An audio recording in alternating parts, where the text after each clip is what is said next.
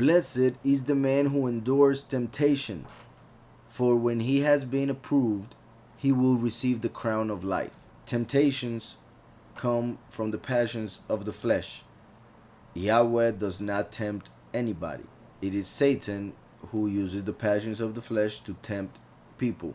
And Yahweh sees those moments as key moments in which the soul of the person is tested. So we are tested while, because of the passions of the flesh, we are tempted. So blessed is the man who endures temptation, for when he has been approved in that test, he will receive the crown of life, to have eternal life, which Yahweh has promised to those who love him. Let no one say when he is tempted, I am tempted by Elohim. Let no one say when he is tempted, I am tempted by Elohim, or by the Almighty. For Yahweh cannot be tempted by evil. Yahweh is good, is the only one who is good. So he cannot be tempted by evil. Man, who is not good, because has in his flesh evil, which is the inclination to do evil, which entered man when Adam and Eve ate from the tree of knowledge of good and evil. Man is the one who is tempted because of the evil in his flesh. Man is not tempted by Yahweh, because Yahweh cannot be tempted to do evil. And if Yahweh tempted men, that would mean that Satan is tempting Yahweh to tempt us. But that's not how it works. Satan tempts humanity through the passions in the flesh of each person. So, let no one say when he is tempted, I am tempted by Elohim. For Yahweh cannot be tempted by evil, nor does he himself tempt anyone. But each one is tempted when he is drawn away by his own desires and enticed.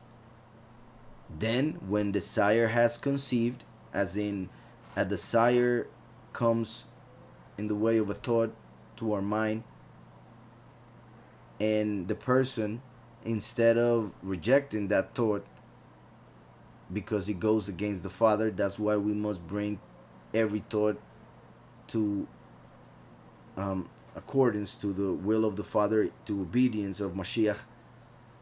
So when a thought comes, if we don't take it away, it will find a place in our heart and turn us to that evil that thought brought. So people receive a thought, they put it in their heart, and once they put it in their heart, thinking about it, thinking how good it would feel or something like that, how they would be able to accomplish that thing that thought brought, then they are putting it in the heart, they are becoming one with it, and they are conceiving something which will be the sin that temptation will bring when that person brought that idea to the heart. So, but each one is tempted when he is drawn away by his own desires and enticed. Then when desire has conceived, it gives birth to sin, and sin, when it is full grown, brings forth death. Sin, when it is full grown, which ended up being the child of that temptation, when that person starts practicing that sin, pretty much gives time to for that sin to grow and become death, bring the consequence, and the ultimate consequence of sin is death. Many people sin once, sin twice, and since they don't see the consequence, they continue doing it. They stop believing that there is judgment or consequence. But sin at that time is just a child. They are just given time for it to grow till it becomes death. Hope that's clear. So then when desire has conceived, it gives birth to sin, and sin, when it is full grown, brings forth death. Do not be deceived, my beloved brethren. Every good gift and every perfect gift is from above. As I was saying, Yahweh is good. Only Yahweh is truly good. By man having an inclination to evil, that's enough for men not to be called good. So we must understand that anything that we experience as good in this reality, whatever it may be, a drink of water, food, to have rest, to enjoy love with family, etc., to be able to breathe, to not be cold, to not be hot, etc. So many things that most people take for granted. All those things which are good come from the Father. And most people take those things for granted and even sometimes accept that they are receiving a certain good, but still see it as a result of their own effort.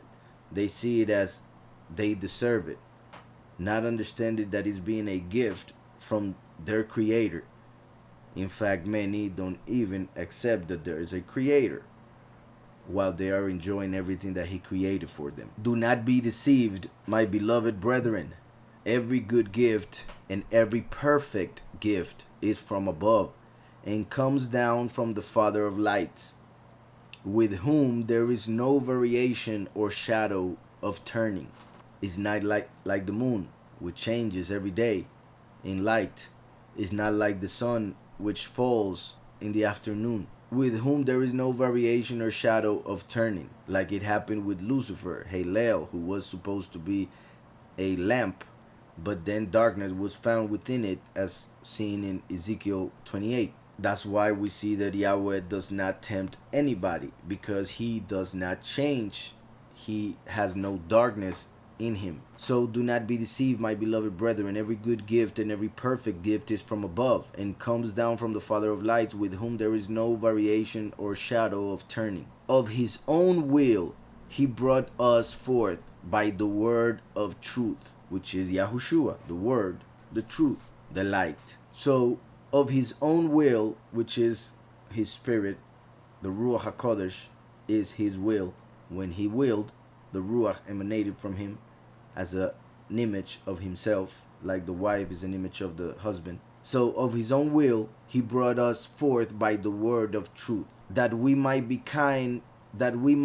a kind of first fruits of his creatures, that we might be a kind of bikurim, or first fruits of his creatures.